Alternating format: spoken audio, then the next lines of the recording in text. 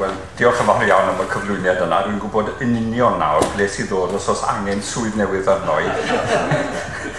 Fedrwch chi weithredu fel canolor i mi. Diolch yn fawr iawn. Wel, mae'n bleser iawn gen i fod yma heddi i gadeirio os oes angen cadeirio y sgwrs ynglyn â tai Cymdeithasol ac Adfywio Cymunedau Cymru. Fel chi'n gweld, mae yna gyfarpar cyfieithu yma ac felly maen nhw'n gweithio? Maen nhw'n iawn. Gret, diolch yn fawr iawn.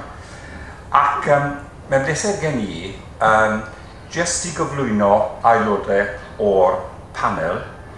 Dwi ddim yn gwybod cweit cymaint amdanyn nhw ac mae Nick yn gwybod amdano hi, ond ar y llaw fe fan hyn, Leighton Andrews, mae'n aelod cynulliad dros yr Honda ers 2003. Mae nawr yn dirprwy weinidog Adfywio yn y Llywodraeth Cymru'n 1. Ac mae'n dweud fan hyn bod wedi graddio o Brifysgolion Aberystwyth a Sussex, ond wrth gwrs y Mangor oedd oherwydd rwy'n cofio fe fel myfyrwr y Mangor ac yn gweithio i'r undeb pan o'n i'n gaplan yn Prifysgol Bangor. Ac felly mae'n falch iawn gen i bod e wedi dod yma heddi. Oedd e'n bennaeth materion cyhoeddus y BBEC ar 11.